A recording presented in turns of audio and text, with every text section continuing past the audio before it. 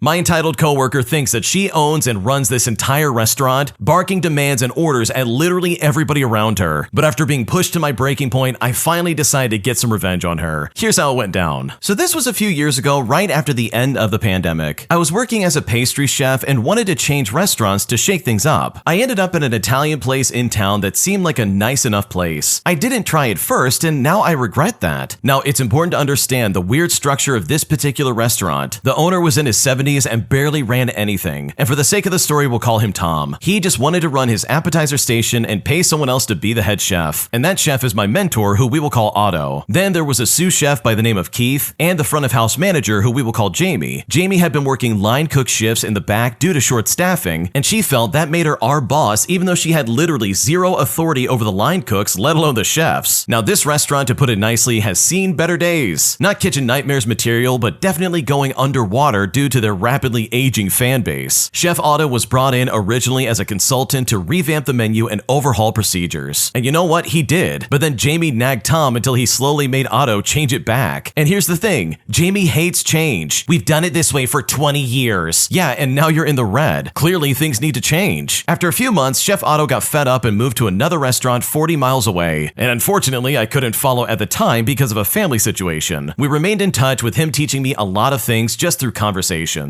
They then brought in a new executive chef who we will call Dudley to take over. Jamie helped choose this guy, and I was wondering, well, why does she want him? Well, it's because he was a burnt out doormat that would do whatever she wanted. Sous chef Keith and I tried desperately to convince them to stop using recipes that physically, scientifically did not work. But Jamie's complaining continued. Her famous mantra was to say, "It's fine, we've done it for so many years." And it honestly slowly was driving me mad. Jamie is not just stubborn, she's an active bully that did not like him when people told her no. Tom hasn't had passion for much, probably since the 70s, so it was easy for her to bully him and get whatever she wanted. Eventually, Keith got fed up and bounced, leaving me alone to deal with Jamie and her beaten down lackeys. Now, the important thing is that weirdly, Tom actually really liked me. He liked that I was excited about food and wanted to make everything beautiful. This meant he gave me free reign. My station was my kingdom, until the restaurant started opening 7 days a week again. Suddenly, someone else had to run my station when I wasn't there. And guess who that was? Yeah, it was Jamie. Jamie took this as her opportunity to try and push me around, even though she had been told repeatedly that she was not my boss and couldn't tell me to do jack. She would rearrange my entire very large station and prep area for the 1 day a week that she watched it, and then complain when I fixed it. And honestly, this is where I hit my breaking point. Now, it's important to know that I'm a fan of do what you've got to do to make a station work for you, especially since she's very tall with back pain. I didn't mind her setting it up how she needed for service. I just wanted her to put it back when she left. It's just basic respect. If it's not your station, put it back. This battle went on for months, with Tom trying to have a backbone with her because he didn't want me to leave. Near the end of my stay, he brought in an ACF certified master chef and his apprentice to try again to revamping the menu. The master chef, who we will call Andy, did an exquisite job of modernizing and improving procedures. Let's just say that a lot of the methods that we use for Jamie's precious recipes were ineffective at best. His apprentice, who we will call Nina, was a pastry chef who helped me revamp the entire dessert menu, and Tom gave the two of us full control. They were beautiful, easy to plate quickly, and absolutely delicious. And the only thing that was pre-made was the gelato. Well, Jamie did not like this at all. She went into absolute overdrive, complaining constantly, making her old recipes when prepping, hiding ingredients, hiding equipment, the works. One thing that seriously got on mine and Nina's nerves was that she literally wouldn't garnish the plates at all. She was just too lazy, I guess, or maybe it was another middle finger. I had a kettle soup warmer to keep hot fudge warm during service because I would go through 10 cans of that stuff every 2 days. Well, she started hiding it. She's a tall woman, like 6'2", and I'm smaller, maybe like 5'4", so naturally she would hide it on top of things. Now, because I'm not a 3-year-old, I quickly find it and get it down. All the while, she was convinced that Nina was her new best friend, even though guess what, she wasn't. Nina hated her just as much as I did, and Jamie would literally tell Nina where she was hiding things just to try and gloat. Nina would obviously turn around and tell me or just go get it herself. After all this, my final straw arrives. Tom gave me a budget to go and buy new plates and my new salads. My old salad plates were admittedly very pretty once, but they were very beat up and very old. They needed to be replaced regardless. I picked out some new plates, they arrived, and they were gorgeous. Tom likes them and even seems a little excited about something for once. I came back from my day off 2 weeks later to find all the new plates in the basement and all the ratty beat up plates they hadn't thrown out yet back on the station. And you know what? That was it. I don't know why that was my final straw, but it was. I called Chef Otto within 10 minutes of getting to work, and I asked if he had a spot for me. He asked what happened, and I gave him the entire rundown. He offered me more money and less responsibility so that I could focus more on learning the other kitchen roles that I had never really gotten to explore. I then put in my 2 weeks notice that day. Tom was not happy with Jamie and for once actually put his foot down with her. In fact, she wasn't allowed near me during my whole notice period, and I really think he was hoping that I would change my mind. Well, as you've been waiting, this is where my petty revenge comes into play. My final day comes and Jamie isn't there. I suddenly have a wicked idea that didn't actually hurt anything. I took all of the most vital, high-traffic items and I moved them all to the bottom-most shelves and drawers. Now, this was a huge station with drawer fridges and a Pepsi cooler, so you can imagine how low those lowest shelves and drawers really were. Not just the coolers either. I also did the equipment drawers, dry goods, freezers, I mean, you name it, and it definitely got a makeover. I unfortunately didn't get to witness my artwork firsthand, but I did hear about it later from the dish guy. He said that she spent days cursing, bending over, and having to reorganize everything. I never heard anything about it from Tom because he was still mad at her for driving me out. So either he thought she deserved it or just didn't believe her. Either way, imagining her spending days having to bend over every couple of minutes definitely scratched the itch of pure frustration that had been built up over the 4 months after my chef left. I know this is awfully long for a petty revenge story, but this woman seriously made my job an irritating nightmare every single day. I love this story so much. Oh my gosh, you have no idea. I've worked in restaurants like this and I've dealt with people like this on a first-hand basis, so this made me smile and laugh so much. I love everything about it. Like seriously, this felt like a cathartic experience. This was wonderful. To the original poster, I know exactly what you're going through, and I'm so glad that you got some kind of revenge against your Jamie. Because I had my own Jamie, and let me tell you something, after they started calling me princess, all because I didn't know what I was doing, that was the day I was like, oh man, I'm quitting this job and I'm never coming back. So seriously, you are my hero for actually pulling something off like that and making her life just a little bit miserable. Because from the sounds of it, it really seems like Jamie absolutely deserved it. If you like Am I the Jerk, you're probably going to love Am I the Genius. Check it out, link down below in the description. Also, go to amithejerk.com/submit if you would like to submit your own stories. My idiotic manager refuses to allow me to clock in early from home, despite the fact that I have a stomach problem that is quite debilitating, forcing me to go the extra mile to prove her wrong and make her look incredibly stupid. Here's how I did it. Okay, so last summer, I got a new manager that I reported directly to at work. She had decades of good experience, but none as a manager of people, and it turns out she was awful at it. She was given about a month to learn the ropes before I was passed off from reporting to the director to her. For that meeting, she mentioned that I needed to be on site 3 days a week, clocking in on site at my scheduled time. Now, I had been coming in 1 or 2 times weekly for nearly 18 months, and often while clocking in at home. I also communicated that I had started going through some yet-to-be-diagnosed gut issues that made my mornings especially unpleasant. But those details fell on deaf ears, and instead I was told, come in at your scheduled times or get an ADA exemption. And for context, ADA stands for Americans with Disabilities Act. So I thought to myself, okay jerk, I'll call that bluff. And it was then that I decided to start the ADA process. Within a matter of weeks, I had documented permission to clock in from home every day at my personal discretion. Plus, a couple of months later, I was diagnosed with moderate to severe ulcerative colitis. Now, this manager thankfully didn't want to be doing this job and left recently after about 9 months. But you know what? I get to keep clocking in at home every single day until the heat death of the universe, thanks to their callous attitude and general indifference to my discomfort. Okay, I can't stand dealing with managers like this. They micromanage every detail about your job as if you're trying to get one over on them. But seriously, like most people are just trying to get by and like get things done. Like I know that's how I feel when I work. And the fact that your manager was really like, oh yeah, apply for disability, see if I care. That's the only way you're clocking in early. It's like, lady, what are you talking about? Like it is not that serious. Like my God, have a heart. Or at least learn how to be a good manager because holy crap, you are definitely not one. So yeah, I love the way the original poster handled this because they clearly got under this person's skin, so much so that they probably quit because of it. Am I the jerk for making my sick husband clean up his own vomit after he missed the trash can sitting right next to him? Because right now he's pretty pissed off at me and at this point I'm not sure what to do. Here's how it went down. Okay, it's important to note that this is definitely a throwaway account. My husband has been dealing with a stomach bug of some kind the last few days. Vomiting, diarrhea, nausea, the works. I've been taking care of him and the house and the kids by myself because of it, which is a lot of work because 2 of them are under 5. This morning my husband wanted to try eating something, so I made him toast as requested. As he was on the couch nibbling on his breakfast, I was making our toddlers their breakfast and feeding them when I hear him violently gagging in the other their room. He had been hanging out in the living room during the entire illness, so he had a trash can in there in case he had to puke or whatever. I called out to him to remember to use it or to go to the bathroom if he thought he was gonna vomit, but guess what? He didn't listen. And instead, he threw up all over the floor and got some on the couch. My husband then comes into where I'm feeding our kids and says that he's gonna go to our room, so can I clean up his puke? And I said to him, absolutely not. There was really no reason for him to vomit all over the floor, so he needed to take care of it himself. I had been cleaning it up all weekend already without complaining when he was getting sick by surprise, but he has plenty of time to prepare for this and not make a mess. Well, my husband is now mad at me for not showing him a good bedside manner. So seriously, am I the jerk here? Because this really is incredibly frustrating. Dude, there's no way you're the jerk. This is so stupid. He had a trash can. He had everything set up in the living room. Why in the world did he puke on the floor or the couch? Like, if he was a kid, I would totally understand. But this is a grown adult we're talking about here. Like, are you serious? If he is really that sick, then he should have that trash can glued to his chest. Like, seriously, dude, keep that right next to you at all times. There's no reason to ever step away from it.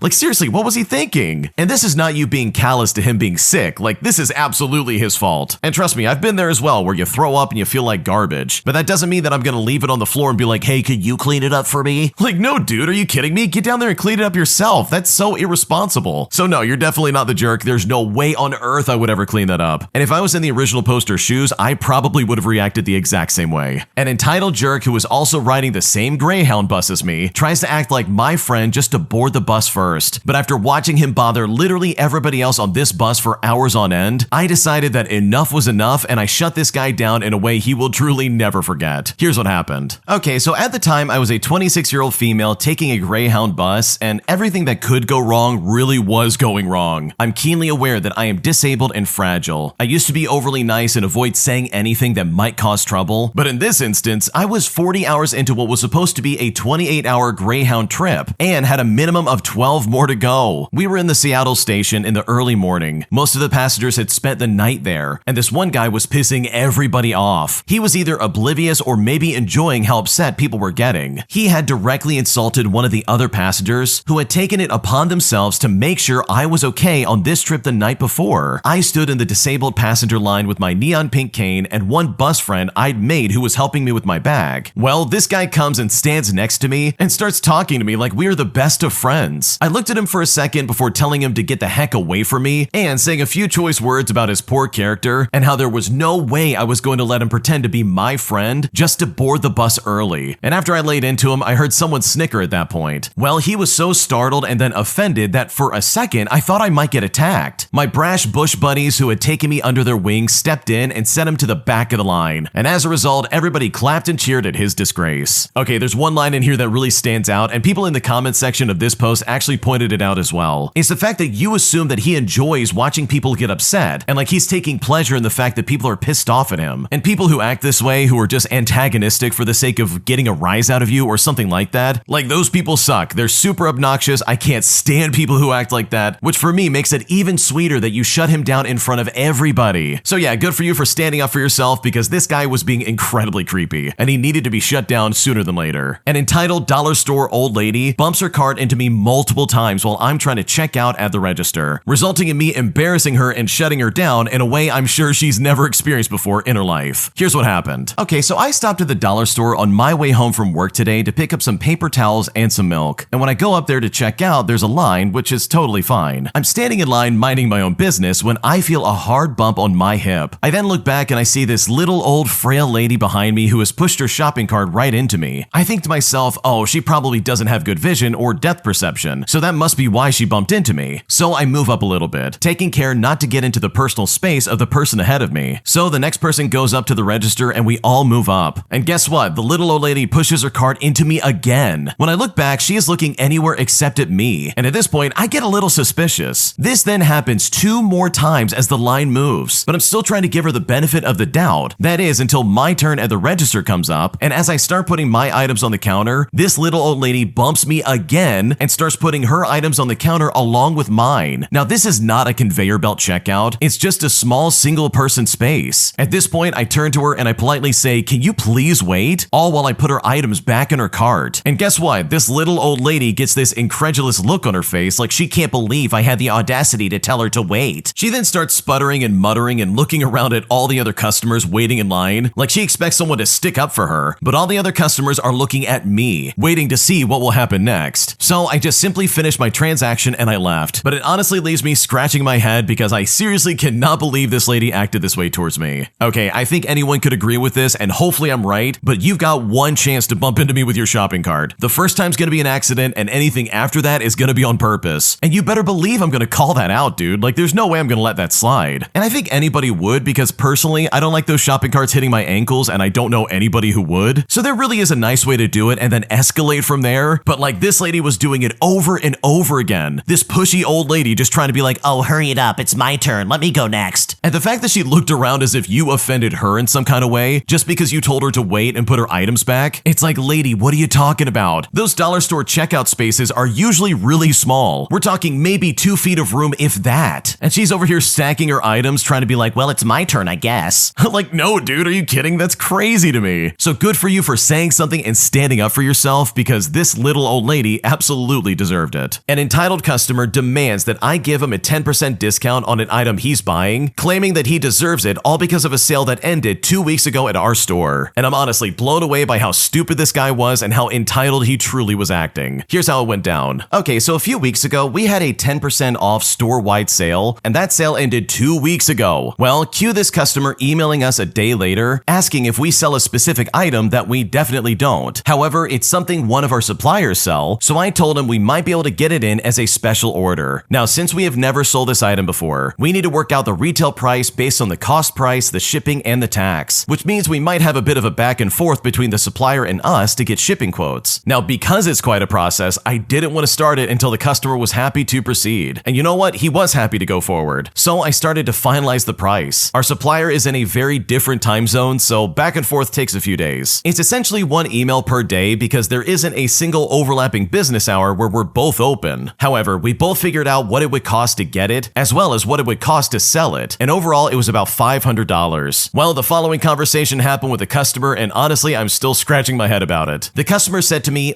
is that with the 10% discount? I responded by saying, no, that's just the price of it. The customer then said, oh, okay, so I'll have to pay like what, $450 then? I explained to him again that it's only $500, but they literally double back and ask, well, where's the discount? When I ask what discount they're talking about, they say the 10% discount from the store-wide sale. I then said to them, well, that ended 2 weeks ago. But they responded, yeah, but I asked about the product the day after the sale ended. Now, at this point, I just said to him, the sale is over and we don't even sell this product. It's a special order. Well, this guy responded by saying, well, most stores honor the discount if the customer's just a day late, you know. But I respond back by saying, yeah, we do that for products that we have in stock that were for part of the sale, not for products that are special orders. We have never stocked or sold this item, so it was never on sale. So, since there was never a sales price that you missed out on, the cost is $500. The customer then says to me, well, I'm not buying it unless you give me a discount. But I just responded by saying, okay then, feel free to call back if you change your mind, and then I hung up on him. I just couldn't believe it. Imagine expecting a discount on an item a store doesn't even sell, literally 2 weeks after a sale ended. Keep in mind, he didn't ask for a discount, he expected one. He just assumed he was entitled to one because he asked about a product we don't sell the day after a sale ended, and then got all huffy about it when he didn't get his way. I should have just told him it was $555, then sold it to him for $500 on sale. But unfortunately, I lacked the foresight to predict this level of stupid. Okay, I've worked retail before and I've dealt with people like this, and my god, they are so annoying. Because the original poster has it right. Like, this is not even your product. You're doing a special order, you don't normally sell this, so of course there's not gonna be a sale on it. And you know it's awful because this guy literally made you work for nothing. You had to send one email a day just to get the details worked out, only for the customer to be like, well, I'm not getting a discount, so I'm not gonna buy it, sorry. It's like, dude, you suck. Please never come back. Like, that is the worst thing on planet Earth. So I honestly just don't blame you for getting frustrated because I think I would be in the exact same boat. Today, I messed up by losing my fiance over a cryptocurrency, where I lost all of our money meant for our wedding, resulting in her literally walking out of my life. Here's what happened. Okay, yeah, I want to start off by saying that I totally screwed up big time. Me and my fiance, who we will call Jess for the sake of the story, have been together for 4 years and engaged for 1. Everything was great, we were planning our wedding, picking venues and all that other good stuff. But then I got sucked into a cryptocurrency. And you know what? I thought I was going to be some genius investor. It started when I saw some posts online about meme coins and that they were like super fast and cheap fees and all this other garbage. And I'm not rich, but I have like $10,000 saved up for the wedding. So I figured, why not throw $5,000 into one of these coins? I can make a quick buck and surprise Jess with a fancier honeymoon. I didn't tell her because I wanted it to be a surprise. But you know what? It was a big mistake. I lost everything in the first few weeks. My $10,000 was gone and I was freaking out. I couldn't sleep. Jess noticed that I was acting weird, kept asking what was wrong, and I didn't want to tell her that I blew our wedding fund, so I lied and said that it was work stress. Eventually, she found out anyways. I left my laptop open and she saw the trading application. She saw the red numbers and the entire mess I was in. And you know what? She flipped out, screaming how I gambled our future without even telling her. I tried to explain, said I'd make it back, but she wasn't having it. She said I broke her trust and acted like some kind of sneaky addict. She then gave me back the ring, packed her bag, and left to her mom's place. That was 2 weeks ago, and she's barely talking to me and says that she needs some space. And at this point, I seriously don't know what to do. Oh wow, that is a big mess up. If you're gonna invest in crypto, my god, you gotta be careful. Like seriously, that's like really volatile and you could lose everything just like the original poster. So I definitely do not recommend what he did because that was not very smart, because obviously he literally has lost everything and that really sucks. An entitled male Karen loses his mind at the gym I work at, freaking out on us when we tell him that his 5-year-old kid can't use our equipment, claiming that he pays over $1,000 a year to be a member at this gym and that we have no right to tell him what he can and cannot do. And I'm honestly still blown away by this guy's attitude. Here's what happened. So I work part-time at a community center fitness area. Most of the time, the people are lovely. We have regulars and it's nice to see them, and they work out, they clean up after themselves, and then they leave. And honestly, it's great. But some days it gets annoying. The community center is directly attached to a local high school. The very nice pool often holds high school swim meets and water polo matches and whatnot. To get to the pool observation deck, one must cut through said fitness center. On a game or meet day, a lot of people who normally wouldn't have access to our very large, expansive gym with super expensive equipment can suddenly be in the building and cause all kinds of problems. I only mention this because you have to be extra careful to reinforce rules on these days in case some stranger decides to try and deadlift 400 pounds and breaks a fibula or something like that. And today just happened to be one of those days. Now, Mr. Karen is a fellow I've never seen before, which is honestly no biggie. Maybe he's a new member or maybe he has a day pass. Regardless, I don't recognize him. He has a small child with him, and my best estimation is that the kid is probably about 5 years old. The man is in jeans and a sweater, and this seems rather strange, but I mean, who am I to judge what people exercise in? Now, our rules pretty explicitly state that children cannot use any equipment unless they are above the age of 14. From the ages of 8 years old and above, they are welcome to use our track as long as a guardian is in the building. Now, the man and the kid are on bikes, and to be fair, the kid isn't being a jerk, which is something that happens a lot too. Kids will run in like psychos and try to use a rower and inevitably squish a finger or drop a weight. So props to him, I guess. I walk up and apologize and tell him the kid can't be on the equipment, but he is more than welcome to use the track. Well, when I said that, Mr. Karen loses his mind. He says to me, "Why? He's not doing anything." I say to him, "You're right, but that is our rules, and I'm really sorry. Kids have to be older than 8 to use our track unsupervised, but he also can't be on our equipment." The male Karen then says, "How do you know he's not 8 years old?" Now, it doesn't take a genius to know that his kid is definitely not 8 years old. So as I'm looking at him like he's crazy, he says to me, "You assumed his age. I could do whatever I want." I say to him, "I did assume and I'm sorry, but he certainly isn't over 14 years old, so he cannot be on the equipment." Eventually, he asks for my manager, who tells him the same thing, with this male Karen responding with a classic line where he said that he doesn't pay $1,000 a year to be a member here just for us to tell him what he can and cannot do. He then asked for the Parks and Recreation City manager's contact. We happily give him this information, and then he swears at us and tells us to get lost as he leaves. Fast forward, and later on, I tell my other boss about this. They then go down to the registration to see who this guy is, and it turns out this guy isn't even a member. They have no record of him at all. Most likely, he just came in to watch water polo. So this entitled jerk just freaked out on us and completely lied through his teeth to us just to try and get his way. And I'm honestly still blown away by how awful this man acted. Wow, that guy's like either actually insane or he was so embarrassed for being called out that he made up some weird lie just to try and get away with whatever he was doing. Like, this guy wasn't even paying $1,000 a year. He was completely full of it. He wasn't even a member of this gym, and he's sitting there acting like he's some kind of long-standing member of this gym. Like, this guy's a complete moron. And I've just gotta say it, I can't stand when I worked in customer service when people would act like this when they're caught in a lie, where they make up a bigger lie to cover up their mess up just to try and make themselves look like a hotshot so they can get out of hot water. Like, that really makes my skin crawl, and I can't stand people like this. So good for you and your manager for putting this guy in his place, and hopefully this guy never comes back ever again. If you like Am I the Jerk, you're probably going to love Am I the Genius. Check it out, link down below in the description. Also, go to AmITheJerk.com/submit if you would like to submit your own stories. My dad demanded that I dig a hole as deep as I can so that we can properly install a trellis into our garden. So I decided to maliciously comply and have some fun, digging this hole as deep as possible, resulting in my dad laughing harder than he's ever laughed before, and also telling this story to this day about why you should always give more clear instructions. Here's what happened. Okay, so this happened back when the Earth was young, and MTV still played music videos in the ancient age known as 1997. I was 13 years old and spending yet another weekend helping my dad with yard work and home improvement projects. Now, I'm not complaining. I learned a lot about home repair, and rather than getting an awful teenage job in retail, my dad paid me to assist him until I left for college. Now, just because I didn't hate it, it doesn't mean that I was a 13-year-old little jerk, however. On this day, we were putting up a trellis in the garden for plants to grow, and this was a simple job. Sink 2 posts, put cement in them to put them in place, and fill the trellis between them. My dad gave me a post hole digger, which, if you're not familiar with it, it looks like someone glued chopsticks to a pistachio shell so you could open and close it with a hinge. He showed me the spot for the first post and said dig it as deep as you can. So I went and made a foot-deep hole, thinking that that was enough to sink the 6-foot post that we had. He comes back and tells me not to be lazy and to dig deeper. In fact, he said, keep digging until I tell you it's deep enough. So this is where my malicious compliance came in as a 13-year-old. I knew that he would be back from the garage in about half an hour, so I went to town on this hole. I didn't stop for a break and just kept digging until the post hole digger fit in the hole completely, and I couldn't even open it to lift the dirt out. At that point, I taped a spade to a branch and I made the hole even deeper. When he came back, he said something along the lines of, well, let's see if you did it properly this time. He then drops the 6-foot post into the hole where it promptly disappears. There was a momentary look of shock on his face, but then he started laughing, like bent over, can't catch your breath laughing. To this day, I have never seen the man laugh as hard as that. When he was done, he told me I guess I did what I was told, but now I would have to figure out how to fish the pole out of the hole. Luckily, it was only a foot or so below the surface, and we got it out pretty easily. And to this day, my dad still tells this story as a warning about giving vague instructions. This was a really cute and wholesome story, because trust me, I think we've all been there where we're helping some kind of parent or somebody with the garden, or doing like housework or some chores, and you've just got to find a way to spice things up and make it just a little bit more interesting. So good for you for doing something really fun, and I'm glad your dad took it the right way, because really, this just sounds like a fun memory. Am I the jerk for telling my husband that I don't want my mother-in-law staying for the first weeks after our daughter is born? Because truly, she is not going to be of any help, and at this point, I seriously don't know what to do. Here's what happened. So after our daughter is born in 2 months, I want my mom to stay with us for a few days all the way up to a week to help me recover and help out with our little one, as my mother is amazing. She has always been there for me, and she wants to stay as she lives 2 hours away and commuting isn't an option. She'll give me space if I need it and help cook and clean. Well, my husband wants his mom to stay for 3 to 4 days after that, but I can almost guarantee that she will just be another child to babysit. She is always telling me what to do, and even though she abandoned all 5 of her kids, including my husband, when they were very little and signed over her rights, I am fairly certain that she's going to try and push her opinions on me of what I'm doing wrong, and my sleep-deprived self is going to lose it on her and strain our somewhat tenuous relationship and possibly even damage it permanently. I highly doubt she will cook or clean, so it will be another person for me to cook for, clean up after, and take care of while my husband is at work. Now, he's saying that we don't know how much longer she'll be around, which I don't think is a fair statement. His mother is 54 with a little bit of health issues, and my mom is 56, and she just beat stage 4 cancer with a prognosis of 6 months. He states that he wants this to be her first grandchild that she has a relationship with. She has 4 other grandchildren, and she has never met them or tried to be in their lives. She says that she wants to do better and be different, but after her multiple times, including at my wedding, of making everything about her and inconveniencing everyone for her needs, I am skeptical that this would be any different, especially because my husband's birthday was last week and she didn't even call him, claiming that her phone was acting up. I told my husband it's not my fault that she doesn't drive, and that we will have to drive her everywhere and that shouldn't make it so that she has to stay for days instead of visiting during the day. I mean, she only lives 30 minutes away. I also told him that if he wants her there to help him, then that's perfectly fine, but he shouldn't bring her with the expectation that I will be with her 8 to 10 hours a day without him. If he wants her support and wants to spend time with her, that is completely up to him. Like, I don't expect to spend 8 hours a day with my mom when she's staying over. If he wants her to come after the first few weeks, once we have a routine, I mean, that would be fine. But during the first few weeks, she's going to be too overbearing. He's saying that he could never tell his mom that my mom stayed the first week because that would hurt her feelings. So honestly, am I the jerk in this situation? What should I do? So in my opinion, I don't think you're in the wrong here. Like, for starters, it would make sense for your mom to be there because you are a lot more familiar with your mom and you know for a fact that she's gonna help out. Like, you've spent a lifetime around your mom, so you know that she's gonna be a good person to help take care of your child. But in contrast, it sounds like your husband's mom is not a good person. She was not there for her kids when they were small, and it sounds like that behavior has carried over into her being a grandmother as well. And that really is unfortunate, but it's also a good sign of how she's gonna act for 3 to 4 days in your house. And I think the original poster also has it right. You're not saying that he can't see his mom, but maybe just not right now, especially when you're trying to get a routine down. Like, if your mom is not gonna help get that established, why on earth would she be around? Like, at that point, it would almost be better for her to come back maybe in like a month or something like that. And sure, you don't want to offend your mom or anything like that, but like, seriously, you need to look at this honestly and be like, yeah, your mom is probably not gonna help out. So in my opinion, I don't think you're the jerk. I think you're well within your right to decide who you want to stay with, and if that does not include your husband's mom, then that honestly is just the way it's gotta be. Am I the jerk for telling my friend's wife about his April Fool's joke that I feel was going way too far and was something that absolutely should not have happened? Because right now, my friend says that I threw him under the bus, and at this point, I seriously don't know what to do. Here's what happened. I'm a 35-year-old male, and I've been friends with my friend Jake since 2006. He met his wife Fiona around the same time, and they started dating a few years later. They got married a few years after that and have some children. And it's safe to say that at this time, they are going through a rough patch. Also, as a side note, Jake and Fiona are not their real names. After COVID hit, something happened to Jake and he changed a lot. He became standoffish, quit taking care of himself, meaning that he wouldn't shower or brush his teeth for weeks. He developed an excessive eating habit and removed himself from his family life to living in a spare bedroom, all because of his smell. And this is where he spent all his time playing video games, watching anime, and doom scrolling online. He quit taking care of the house, didn't help out at all with any chores or the children, and only contributed financially to the house. This had a huge impact on their marriage. And although they have tried to work it out, I mean, he has gotten better, but it's still not back to pre-COVID times, maybe like 40 to 50% there. His progress just doesn't look like it's going to last. So anyways, this is where the issue comes in. Fiona wants a divorce. She's been wanting one for over a year now, but is not able to financially take care of the kids by herself. So as a result, they still reside in the same house. On the other hand, Jake won't do the divorce and is contesting it. They don't do anything relationship related and basically just co-parent. Well, this is when Jake told me about his April Fool's joke. He basically drafted fake divorce papers that look real all the way until you get to the end, and the last line would say something like effective as of April Fool's, and then a line would state that it's not a legal document. Now, I of course said no. Even though the divorce is not a big deal to him, it is a huge deal to his wife, and in my eyes, it would be him basically waving it in her face. He sees this just as a joke, which is what the day is for. Now, if they weren't where they are right now in their relationship, I would have said go for it, but considering the issues, it's a definite no. I didn't feel comfortable with this, so I straight up told his wife all about it, and she was not cool with it, and she ended up blowing up on Jake about it. He said he wasn't going to do it and was just shooting the idea around, but she ended up finding the papers in the printer's save history. He now feels betrayed that I would throw him under the bus for someone who is not even a friend. I feel it was super narcissistic of him to even try to pull this joke off, which is what I told him when he originally brought it up too, by the way, and that he was gonna terrorize his wife for a joke. Our mutual friends are split, with detractors saying that I jumped too far ahead and I started something that may not even happen, meaning that they think he could have changed his mind, while my other half say that regardless of whether it actually happened, there's no way it should have ever even been an option. I mean, he was just gonna get her hopes up and then crush them at a chance for a laugh at her expense. defense. And I feel it was better to end it before it even gets a chance to happen. So am I in the wrong in this situation? Because I honestly don't know what to do. No, you are not the jerk. I think Jake absolutely was going to try and pull off this joke, and you were the last line of defense to try and save Fiona from the embarrassment. Like, first of all, Jake sounds like a slob. He sounds like an absolute piece of garbage, both literally and figuratively. Like, this guy smells so bad that he has to live in a separate room away from his family, who, by the way, he's completely abandoned. Like, there literally is no excuse for this guy, and it is truly disgusting that he would try to plan something like this out, especially considering that he's the problem in this relationship. So no, I don't think you're the jerk at all. If I was in your shoes, I would have done the exact same thing, because it is pretty obvious that Fiona deserves way better than this, because Jake in this story is an absolute loser, and there is no excuse for him wanting to prank his wife in this way. My ex-mother's new boyfriend claims that me and my husband haven't been suffering enough, and that we're just entitled and we deserve to be treated like garbage, and I'm honestly so glad I moved out of that house. Here's what happened. Years ago, my husband and I were in a situation in which we were both in college full-time, we were working and paying for our own apartment. Now, it certainly wasn't a nice apartment, but we were very poor college students, so we just made it work. Over time, the place got more sketchy. The police started coming around, and we had a neighbor in the apartment next to us who was the very definition of trailer trash. She did substances, she had loud parties all the time, she sat outside on the steps eating her weight in cheese balls, and the list just goes on and on. She also had a kid with ADHD, and he was an extreme nuisance. He would run around screaming and slamming doors and all this other stuff. She very obviously neglected him, as she let him run amok around the apartment complex. It was so bad that we were kept up all night with the noise, and it became difficult for us to study. We couldn't afford to move, and the apartment complex wasn't allowed to evict this woman because her son had special needs. At around the same time, my Karen ex-mother's second marriage was failing. My husband and I were out one day, and we came back to our apartment to find her sitting in our living room crying. And yes, before you ask, she had a key to the apartment. She explained to us that her husband had asked her for a divorce. She also couldn't afford a place on her own, so she proposed that my husband and I rent a place together with her. She had custody of my younger sister, who was a minor at the time, and she said it would be a 70-30 kind of thing, where she would pay for the majority of the rent and utilities, since she had to have 2 of the bedrooms, and she wanted to help relieve some of the burden that we were facing. Now, my husband and I were both so eager to get out of our current living situation that we went ahead and agreed with the plan. And trust me, this was a huge mistake. We paid her the rent that she asked for, but she kept increasing it and asking for more over time. Now, did I mention that she had a bad habit of getting herself into credit card debt, or even her gambling addiction? Because that was an awful nightmare as well. Eventually, she started dating again, and things between she and I were taking a turn for the worse during this time. Before I even met this guy, she had been complaining about living with my husband and I, so he already had it out for us. Since she started to gradually increase her demands for more rent money from us, we were paying for over half of the rent and utilities by the time we left. She also constantly threatened to kick us out, and there were more incidents that blew our minds, like her throwing a tape dispenser at my head, or even throwing chairs and calling me names, where she would have violent outbursts and break glasses. I wasn't happy about the situation, and neither was my husband, so we made a deposit on our apartment in another city, and we had to take out student loans to do this, but we needed a more stable living situation because we were getting ready to do our final semesters. Well, when we did this made her panic, because she couldn't afford for the place that we were staying in on her income alone. She complained to her new boyfriend, and the guy had the audacity to say that they haven't suffered enough, referring to my husband and I. I guess he thought that we were entitled because we didn't like being treated like that. Those words have stayed with me over a decade later. I'm not mad about it or anything like that. I just think it's deeply disturbing and sick. Unfortunately, this is not an uncommon mentality. I'm curious though, what does suffering enough look like for these sick jerks? More importantly, why do they need us to suffer and struggle? I mean, this is probably the first generation of people to ever want their kids to be worse off than themselves. It's also interesting to me because my ex-mother got to live at home rent-free while she was in college. She only worked during the summer so she could pay off her tuition, and she left school debt-free and never had to worry about paying her own rent or buying her own food. I've already done more work and worked harder than her, but I guess apparently I haven't suffered enough. And for those who don't know, working 2 jobs year-round to make ends meet, all while attending college full-time, is extremely stressful. Yeah, Yeah, that sounds like an awful living situation. She clearly was taking advantage of your kindness and then had the audacity to try and treat you like garbage and be like, oh, I need more money. Like, that really is not fair, and honestly, I don't blame you for getting upset and saying, no, we gotta leave. Because that living situation sounded awful, and it was clear that she was definitely taking advantage of you. Am I the jerk for telling my friend that her kid has no manners after he throws my wife's wedding ring out the window into our backyard? Here's what happened. A few of my friends came over to our house for a get-together lunch, and a few of them have kids and brought them along. One of my friends, who we will call Nora, has a 4-year-old son that is notorious for being naughty. He doesn't get along with other kids and is a constant source of crying and screaming. Nora brought her son over, and he said he wanted to take a nap, so I showed Nora the guest room and told her to make herself comfortable. Nora then came downstairs for a while and we hung out. Now, around 40 minutes later, this kid came back down and was smiling like crazy. And when I look at him, he had my wife's wedding ring. My wife is a doctor and doesn't take her ring to work, so she leaves it on our nightstand, meaning that this kid clearly had gone into our bedroom. I told Nora that I'd like him to give the ring back, but Nora said that he would eventually just get bored with it and that I need to relax. A few minutes later, I asked this kid to please give me the ring back. Well, this seemed to trigger something in this kid because he ran to the window and threw the ring out in our spacious backyard. Now, I got really mad. My wife adores her ring, and I had it custom made with many little touches. It was extra special because it resembles a ring in her Nana's family, which she couldn't have because she married a woman. So after all that, I told Nora that her son had no manners and she needed to do something about him. Like maybe take him to a doctor because this is not healthy kid behavior. Well, she got very upset and then she left, and the other guests started leaving too. My wife and I spent the entire evening looking for it, but we couldn't find it. And right now I am a crying mess. My wife keeps saying that it's nothing, but I know how much she loves that ring. Despite all this, every mom in our friend group is calling me a jerk for taking things too far with Nora and her son. So am I in the wrong in this situation? What should I do? Honestly, all of your friends in your friend group should be on their hands and knees looking for that custom ring. The fact that any of them left without helping you out is enough proof, in my opinion, that these people are not your friends. Because if one of my friends had their stupid kid throw a ring out the window and I knew my other friends were very upset about it, I would take the friend's side with the ring and be like, what in the world is wrong with your kid? In this scenario, Nora absolutely should have gone to that kid and been like, what are you doing? Give me back that ring. Instead of being like, oh, he'll get bored of it. Just calm down. So no, you are definitely not the jerk. You had every right to get upset, and anybody taking your friend's side with their stupid kid, in my opinion, are not real friends in the slightest. An entitled man throws a temper tantrum when I won't let him break our health code at our restaurant. He even goes as far as throwing a metal chair over our patio, nearly taking out 2 women in the process. And to this day, I am still blown away by this man's entitlement. Here's what happened. So this happened several years ago during my tenure as a server at a restaurant in an area that has lots of tourists. I have an entire smorgasbord of wild stories, along with your average restaurant no one matured past high school work environment. Without getting too specific about where I was, the restaurant was somewhat dog-themed in the name, as well as in 2 of the decorations, but outside of that, it was largely just a pub-style restaurant. But with our name, most folks expected us to be a dog-friendly establishment. Unfortunately, shortly before I started working there, the health department had begun to crack down on restaurants in the area for allowing dogs in, which was against the health code. As such, in an effort to live up to our name, management chucked off an arm and a leg to get permission to have a dog-friendly section on the patio. Part of the permission came with several rules, such as dogs can't sit in chairs or on tables, dogs must be on their leash or in a carriage, dogs must have separate entrances and exits, stuff like that. If you sit down and think about it, it does make sense, and it's there to protect people who have an allergy or might have a phobia or any other reason to avoid a dog in public. So the following story happened shortly before my 20th birthday in the middle of summer. It was cloudy, it was humid, bugs were flying, and absolutely no one wanted to sit on the patio. I was the hostess that day, and I felt really bad for my patio server who wasn't getting any business. That is until our middle-aged entitled Karen appears to make things worse. She says to me, "Hi, my husband and I have a dog and we were hoping to sit on the patio." I look at her and I say, "Great, just give me a second and I'll get you set up in the dog-friendly section." I collect their menus and leave the entitled Karen outside to find her husband, who is the entitled Kevin of this story, along with a cute elderly beagle already sitting in the dog-free section. section. For the record, all the patio tables had little signs on them denoting them as dog-friendly or dog-free, just to make it easy on people. So this entitled Kevin, had he been using his eyes, could have easily solved our first encounter before it happened. Me, in the chippiest customer service voice, said, "Hi there, sir. Just so you know, you are in the dog-free section right now, but if you move over just one table, you will be in the dog-friendly section and we can get you started." This entitled Kevin looks up from his phone and his dark, beady eyes meet mine. He says to me in a seething tone, "Are you serious?" Now, at this point, I'm a bit taken back by the hostility at such a basic request, but I'm no novice to awful customers. I repeat the rules and explain that it's due to the restaurant needing to follow the health code. He continues to protest, and his wife jumps in and starts pleading that it's just one table, why don't we just move? And now I feel even worse for her. Finally, he throws his hands up in the air and shouts out loud, "Fine, but if my dog gets hit by a car, are you the one that I'm gonna sue?" Now, for some context, the dog-friendly section was adjacent to the sidewalk, which was adjacent to the road. So if you were going to be hit by a car, it was technically the most likely spot, but it also had never happened in the restaurant's multi-decade lifespan. At this point, my irritation meter is firmly in the red, as I realize he's one of those entitled jerks, the one who spit and threaten when they don't get their way. But I shoot an even smile and I say to him, "That's probably a question for my manager." This entitled Kevin looks at me and says, "Yeah, or your attorney." He really thinks that he got me with that zinger as I'm sitting him down in the dog-friendly section, but really, I'm just hiding my laughter, because these are the most pathetic kinds of people we serve. I then just warn his server that he's a jerk, and I go on with my day. I later bring out a bowl of water for the dog because it's hot and gross, and the poor thing shouldn't be dehydrated. It was standard practice for us to bring dogs water while their owners ate. I set it down, and this guy immediately starts screaming at me, "Is that tap water or bottled water?" Now, me fighting every urge to deadpan, I say to him, "It's tap water, sir. Would you like me to go out and buy bottled water?" At this point, the dog begins drinking it, and the entitled Kevin slams his hand down on the table and starts to shout even more, "Well, it's too late now. Let's hope it's not poisoned." Now, the guy has me wondering if his dog is up to date on its shots, or if he's an anti-vaxxer. His server told me later on that he poured out the water, and I have no clue if she was referring to his water or his dog's water, but he had loudly complained that there were bugs in it. Now, I'd like to remind you, dear reader, that it was a disgustingly humid, muggy summer day, and this man decided to eat outside. While I do understand the initial revulsion at seeing a bug in your meal or drink, he was in the bug's world, dear reader, not ours, and we have no control over that. But regardless, we still replaced his water. About 20 minutes later, his entree is ordered. He and his wife are eating an appetizer, the dog is chilling, and some other mad soul walks inside and asks to sit on the patio. And just to be petty, I put him in the chair the entitled Kevin had originally commandeered. But then I look over. The entitled Kevin had his beagle in his lap while he was eating his food. If you remember from earlier when I was explaining some of the mandates we got from the health department, one of them was that dogs can't sit in chairs or on tables. And while some of you might contest it, the dog being in his lap constituted being in a chair in the health department's eyes. Now, I don't want to deal with this, but I knew that between me and his server, on the 1 in a million chance that a health official just happened to walk by and see us breaking the rules, one of us would get thrown under the bus. So as the entitled Karen goes inside to order a drink from the bar, I slap on my customer service voice and I stroll over to the table. I look at this man and I say, "Hi, I'm so sorry to interrupt you, but I need to tell you that it's unfortunately against the health code for your dog to be in the chair with you." The entitled Kevin goes silent for a few moments, just sitting there and simmering. Then he says to me, "Show me the health code." I look at him and I say, "Excuse me?" He responds by saying, "I'm not doing anything else unless you show me the health code." At this point, my patience is wafer thin. This man is finding ways to push all the most annoying buttons rather than just following a basic rule and letting all of us go on about our days. Rather than continuing with him and risk losing my temper, I go back inside to cool down and find a manager. I find one, we go to the office, and she prints out the list of rules emailed to us by the health department. Then she holds up the paper to me and says the following: "Now this can go one of two ways. I can take this down to him and you never have to see him again, or you can take this down to him and get that smug satisfaction feeling of telling a jerk that you were right." Now this is where I may have gone wrong, dear readers. For you see, I really didn't want to see this man ever again. His beady black eyes, his thin grease black hair, his rubbery white skin, the man looked like death himself. Stoking that fire to satiate my ego could go terribly wrong. And trust me, that's a bit of foreshadowing. But on the other hand, I really wanted that smug satisfied feeling of telling a jerk that I was right. I mean, what can I say? I wasn't even 20 years old. Mustering my courage, I take the paper, and as I walk back outside, I internally hype myself up until I'm strutting over to the entitled Kevin's table, and it's then that I hand him the paper. I look at him and I say, "Hi sir, here's the health code, as you requested. As you can see here, it says we cannot allow dogs to sit in the chairs or we get a massive fine." The entitled Kevin takes the paper and peers down to the rules carefully, then analyzes the whole paper as if looking for some kind of loophole. But he must not have found one, because instead, he throws the paper on the ground and says to me, "You can shove that paper right up your butt." Only he didn't say butt, if you know what I mean. This man finally gave me a reason to drop the customer service voice, which for the record is a very light and high-pitched voice, and my normal talking voice is surprisingly deep and not as joyful. So I glared down at this entitled Kevin, I drop to my normal vocal register, and then I growl at him. I say to him, "Sir, put the dog on the ground or you can leave." Now this startled him at first, but he, being a man with an attorney, and me being a short little waitress working for pennies after all, regathers himself rather quickly. He scoops up his dog in his arms, stands up, then takes his heavy metal chair and flings it behind him. It goes under our railing and nearly strikes two random women walking by. And then, dear reader, the pièce de résistance. He sits down on the ground with his dog in his lap. Now at this point, I've seen a lot in my service industry career. I can handle someone throwing a temper tantrum, but I can't handle someone throwing a chair. Luckily, the two women he'd nearly assaulted knew exactly what to do. They leer over him from behind the railing and begin screaming. They go full Karen for justice mode on this guy's butt. The more they screamed, the more he shrank, and we had attracted a small crowd of attention. Then they turn their gaze upon me. They say to me, "Oh my gosh, sweetie, are you okay? You know we're from Brooklyn and even we find this appalling." Suddenly, I snap back to reality and realize I'd been rescued. I laugh and join the conversation with the women, with the pouting man between us. I not so subtly bemoan the immaturity and entitledness I saw on a daily basis, and overall they were very sweet. Finally, the server comes back with the entitled Karen wife in tow. She had been inside this whole time, completely unaware of her husband's outburst. She looks utterly horrified and ashamed. Their server lets me know the manager is on their way immediately. We file inside and all the employees crowd around a nearby window to watch as our manager goes out. The entitled Kevin keeps sticking his finger in her face, speaking through gritted teeth, looking like he's about to pop a vessel. All the while, his wife is mortified, and our manager is just completely bored. Finally, after some back and forth, he finally leaves. My manager comes back inside and tells us, okay, he called me many names and told me to get lost, but if he ever comes back, we are definitely calling the police. And honestly, I'm still blown away by this guy's entitlement. Wow, that's a crazy situation to be stuck in. The second that guy threw that metal chair across the patio is the second I would have called the police right away. Like, that's definitely not gonna happen, and I just would not put up with that. But overall, good for you for handling this so well. Like, I really do think that you handled this perfectly and like a complete professional, because that guy was acting insane, and you did not deserve that kind of treatment in the slightest. If you like Am I the Jerk, you're probably going to love Am I the Genius. Check it out, link down below in the description. Also, go to amithejerk.com/submit if you would like to submit your own stories. Am I the jerk for not wanting to help my younger sister financially? All because she and her husband are definitely not good with money, because right now they're calling me a jerk for saying no, and at this point I don't know what to do. Here's what happened. So my sister is in her late 30s, she's married, has no kids, and has 2 previous bankruptcies. Her and her husband both work in banking and made a good living that they left to chase the real estate money. In 2021, our parents let them know how big of a mistake we all thought this was going to be. I mean, everyone saw what was coming. They worked for a couple of years under one realtor, then buying one out last year, and they are now financially in trouble as they aren't moving homes. We have always been very supportive of her, despite her being in her mid-30s, almost losing her house twice, almost having her car repossessed, and really only wants to be a part of the family when she needs money. I've always been fortunate with my career and my husband with his. So when she comes to me, I always oblige, but I just don't want to this time. Now, here's a solid example of how it goes when I lend her money. 15 years ago, when they were losing their home in 2009, after they both lost their jobs due to the housing crash, my husband loaned them $50,000 to be repaid as they could, which first and foremost was absolutely our fault. But we never got anything but the initial thank you for saving us. And only then, 10 years later, did we get the notion of, oh yay, we finally paid you off. It was as if we owed them this money, and it was our honor to lend that cash to them. them free of charge and at a repayment plan that was comfy for them. Later on, we found out that our parents lent them a lot of money that they haven't paid a single cent towards. Last Christmas, after not seeing them for 5 years, and their arrival being somewhat of a surprise, the conversation moved towards real estate. Things got a little heated when our father asked them about the market and how that was affecting them. On cue, they blamed everyone else but themselves on how they were, get this, blindsided, and there were just huge eye rolls all around. Our father ended the conversation by saying, "Well, just don't come to your mom or I or your family if you need money again." And as a note, I didn't tell them that I loaned them money previously. Fast forward, and last week, my sister called me out of the blue and let me know that due to everyone else's fault but her own, despite the fact that it's always been her fault, they simply can't make the numbers work and they could use a lift. Now, when she said this, I was speechless, but I should have known that it was a money call. When she finally asked if she could borrow some money again, I just replied by saying that's not a good idea. Now, I should have said like 1,000 other things, but that's all I could muster up. I expanded to tell her that it's not a good investment for us because of her track record with us and the banks, and I asked why she ignored all of us throughout this real estate journey. As she hung up, she said to me, "You and your husband really are jerks." So honestly, are we the jerks? We have the money, and she is family, and she did repay us previously, but I just don't feel like I owe her anything. And at this point, I seriously don't know what to do. No, you're not the jerk. It really sounds like your sister's just trying to get free money out of you. And it took her 10 years to pay you back $50,000? Like, I understand that's a lot of money, but that's also a long time to pay you back. And based on her attitude towards other family members, like, I would be hesitant to lend her any money too if I was in your shoes. It doesn't sound like she's super reliable, and it doesn't seem like she takes responsibility for anything that she does, and only blames the people around her all the time. And